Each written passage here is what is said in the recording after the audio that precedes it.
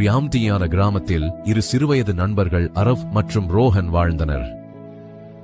அவர்கள் ஒன்றாக விளையாடி, ஒன்றாக படித்து, ஒரே கனவுகளையும் பகிர்ந்தனர்.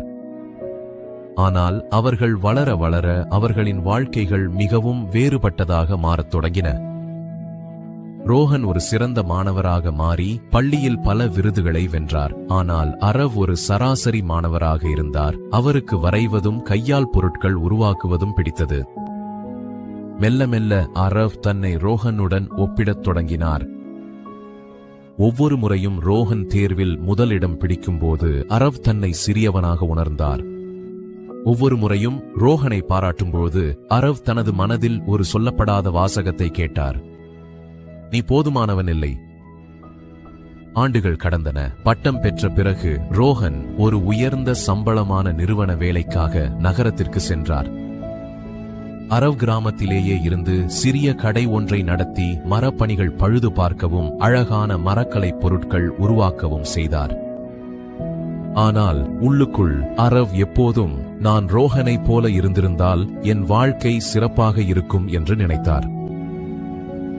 ஒரு கோடை காலத்தில் ரோஹன் ஒரு சிறிய விடுமுறைக்காக கிராமத்திற்கு திரும்பினார்.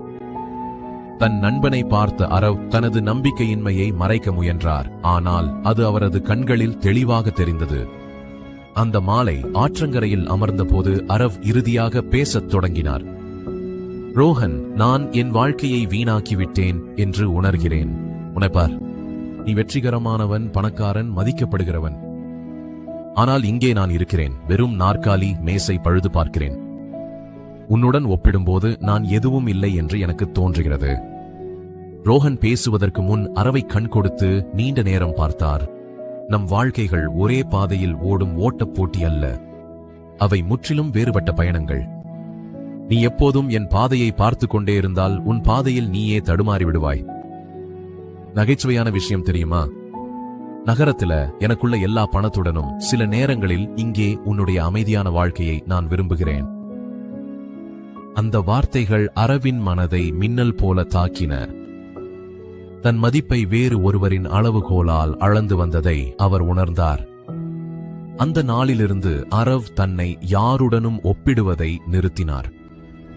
அவர் தனது மனதையும் உழைப்பையும் தனது கலைக்காக அர்ப்பணித்தார். புதிய வடிவங்களை கற்றுக்கொண்டார். நகரத்திலிருந்து மக்கள் அவரது மரப்பணிகளை ஆர்டர் செய்யத் தொடங்கினர். அவரது சிறிய கடை ஒரு பிரபலமான பிராண்டாக மாறியது.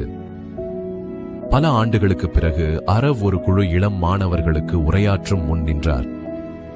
அவர் சொன்னார், உங்கள் வாழ்க்கையை ஒருவருடனும் ஒப்பிடாதீர்கள்.